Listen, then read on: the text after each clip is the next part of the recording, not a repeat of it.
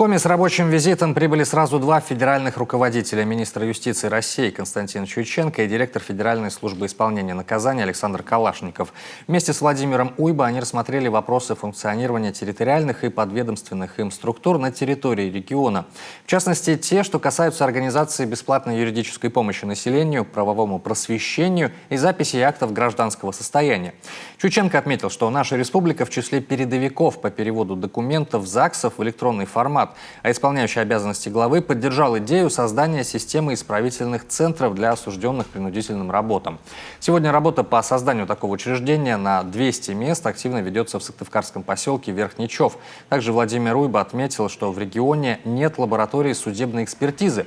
Она помогла бы решать ряд вопросов судопроизводства, после чего обратился к федеральному министру юстиции с предложением рассмотреть возможность открытия такой лаборатории в Коми. Константин Чуйченко заявил, что этот вопрос будет рассмотрен в ближайшее время.